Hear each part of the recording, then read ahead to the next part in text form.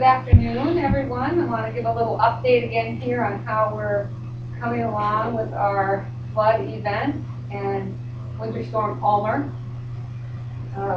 Floodwaters do appear to be receding, and the wastewater plant reports that they're starting to be able to see a change here, and we're starting to be able to keep up a little bit with the flow. So what everyone's doing by managing their water use and keeping their water use to an absolute minimum is helping. We ask that people continue to do that throughout the day today and throughout the day tomorrow, but that is helping significantly, so thanks very much for that. Most of our roadways are reopened. We still have a couple of closures in place right now, one of them being Green Street from 23rd to 25th. Also portions of 21st and 23rd Street. We do believe the portions of 21st and 23rd Street, however, will be able to be open yet this afternoon. We have had some difficult time reaching and responding to calls due to folks parked alongside the road, so looking at the flood waters and flooding, things like that. So we are still encouraging people not to travel unless they need to, and certainly stay away from standing water and waterways, correct? Even the water that's pooling in the park can be dangerous and unpredictable, so we ask that folks stay away from that as well. We do encourage people that drinking water is safe and plentiful, so we've gotten a lot of questions about can we drink the water actually, and the answer to that is yes, it's absolutely safe. The water restriction is about trying to alleviate the pressure on our wastewater system. All Brokaw Trail is flooded pretty much over the entire trail system in various parts, and that is closed for the foreseeable future. So we ask that people not use the trail or go down the trail to look and see the floodwaters. Certainly we have a lot of significant erosion issues and flood damage that we're going to have to work on here when conditions improve. We are still working on removing a lot of debris from the roadway, and that is going to be ongoing. We ask folks try not to move branches and things like that into the roadway. If it's something you can't manage yourself, we will come and get it eventually, or call us at dispatch and let us know what is there so our crews can address it. We will have a citywide collection plan for flood damaged household items. We'll be making that announcement later. We're focusing still right now on opening roads and assessing where we are and flood levels and water flow levels and all those types of things. So we will be announcing that later. We've had questions about where to call if you want to volunteer. And that number would be 211. There are a number of volunteer efforts being organized in the community. It may be some time before volunteers are deployed with the weather that we're having right now, but we suggest calling 211 for that. Certainly, however, everyone should check on their neighbors and offer assistance to them near and around them. The Red Cross does have an emergency shelter. We still have a number of people in that shelter, and for more information on that, folks can call 211 as well if they do not feel like they can stay in their home safely, or if they're not comfortable in their home for whatever reason. We do think power has been restored to most places, and we'll have an update on that later this afternoon as well. Looking at the bridges today, bridge inspections were done today. From what we can tell, bridges are in good shape, and there hasn't been a lot of significant damage there, so that's good to know. We'll of course take a closer look at things as time moves on. Just an interesting fact, yesterday we had 48 911 calls and 289 administrative calls or calls to our non-emergency police number, so that's a very significant amount of calls. Our crews, water and wastewater, as well as our emergency personnel, worked through the night. I'd like to thank Culver's Restaurant. They volunteered and fed a number of people here at the city today, so that's very much appreciated. We've also received some anonymous contributions from community members who are bringing in water and donuts and things to keep us going so we can keep everything else going. So we appreciate that as well. Right now, what we're dealing with is what's going on outside, which is the snow and how crews are out treating roads, and we continue to monitor that and treat where necessary. We think we're going to be okay without having to plow this time, but it's still forecasted to kind of snow and sleet throughout the whole day, so we just have to kind of see what Mother Nature is going to have in store for us, but we'll address that for you. With that, I'll hand it over to the mayor, and then we'll both stand for any questions that you guys have. One point I want to hit on is something I heard from emergency responders today is the fact that yesterday we really had problems with people going around barriers, getting in the way of emergency responders and not moving. That we all know better, so when we put out those advisories, we really need to help us out and stay away from the flooding. Don't go past barriers. We still have some barriers up, especially along the trail system. So we please ask that you respect those. I also want to thank our city employees who have really worked hard to keep everyone safe, and we're fortunate, and in part thanks to their efforts that we don't have any injuries that we're aware of that are connected to the flooding issues we've had.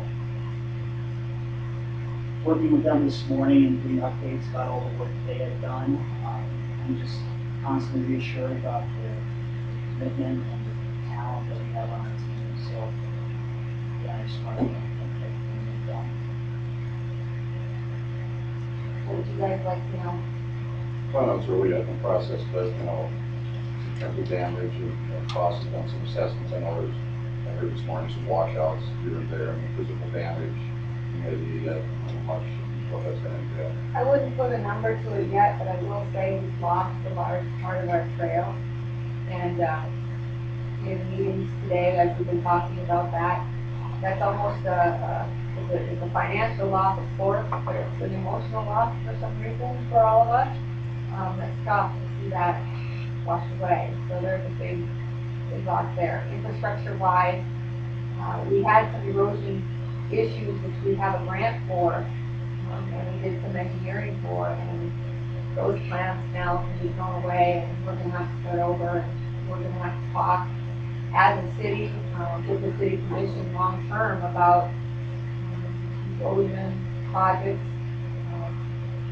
Now every time it rains, we're going to have more and more damage, so we're going to have to talk about those long term. The wastewater plant just couldn't keep up, and some of our lift stations just couldn't keep up. Kyle was positive, as he always is, about our new lift station that we just put in, ran like a top. He said that probably saved our bacon, so to speak, during this situation as best as it could. The older lift stations were challenged, and we've had some pumps go down, so we'll have some repairs there as well. What's underneath the ground yet, we're still yet to know. So I would say damage is significant. I do not have a clear number on how many people's properties have been damaged. People have been asking me that today. I don't know that for certain, and I think as the ground warms, some folks that don't currently have water lose chance water may. So that number might increase, but I think it's a significant amount. I'm sure you're going to tally up in case we have a possibility. Oh yes, that's part of what we're doing. We're, logging all our resources, we're keeping track of all the man hours and the types of equipment we're utilizing. We're taking pictures so that we can have some history put together. That's all part of our command system that we will work with the state and being on when that's appropriate. So we'll definitely be doing that, and as we hear what some of the processes are for folks, we do encourage them to do the same. But we know we've got people with significant water, some water, and people that are still getting new water in their homes. Were there any further major evacuations last night? We did have a couple of evacuations. The guests that were at the Eternal Lodge were taken to a different hotel because they had flooding in Eternal Lodge. Walnut Village, as I understand it, was evacuated, and there's a return time, I believe around 1 o'clock this afternoon, from any of the Walnut Village folks to go back there. And they were with a staff person as well from Walnut Village. The evacuation location was the center. It was set up as an emergency shelter in the sense that they have the meal in the kitchen.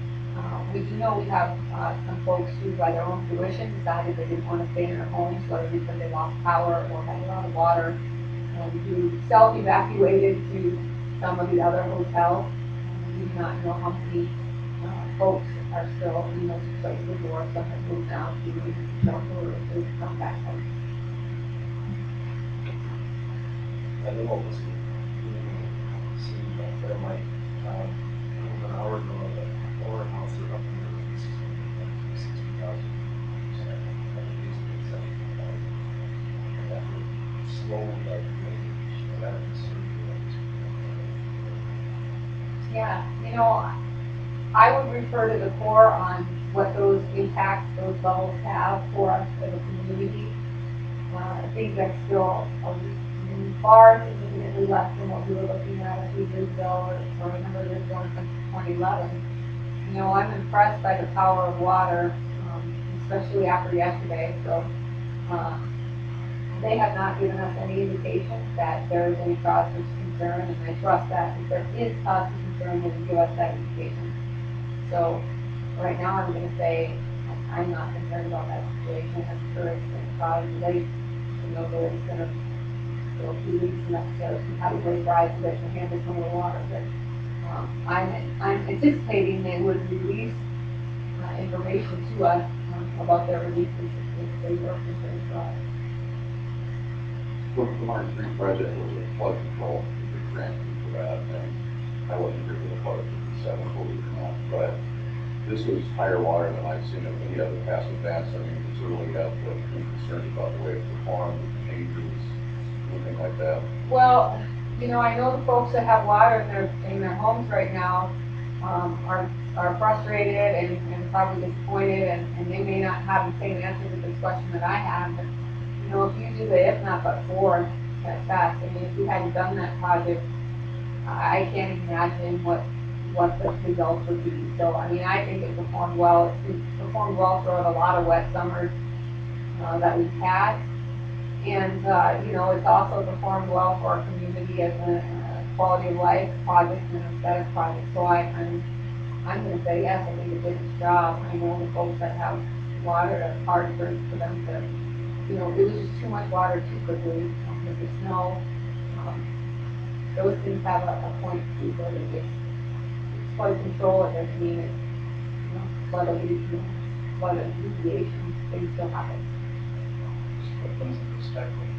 This morning that when meeting with emergency responders and the federal departments, this could have been a 100-year flood that that's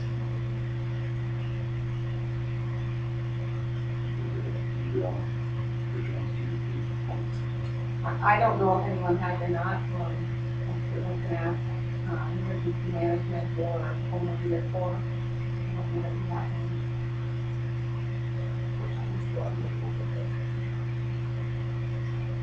Wow, I don't know. I would say I don't know the exact time. I said this morning.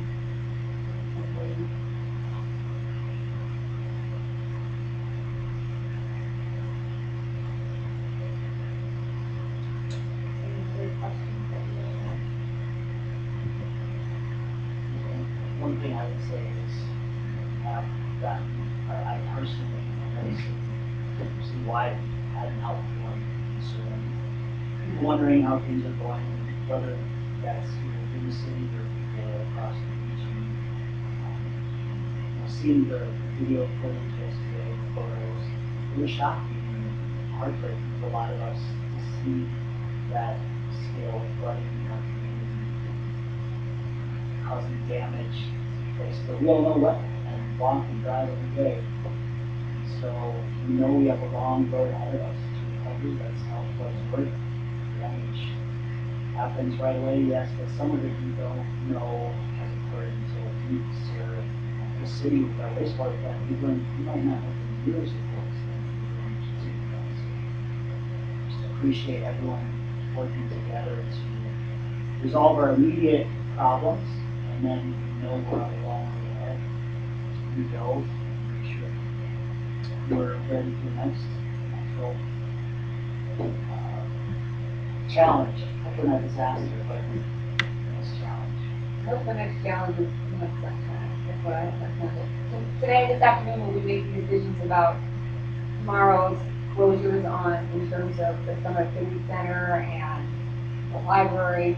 We'll be talking about debris management and how we're going to handle that. So we'll be doing another Facebook Live this afternoon, and we'll also, continue to update people on our website and social media, working with you guys as well, just to keep people posted and as informed as possible about what's going on and what we're doing and how we'll respond.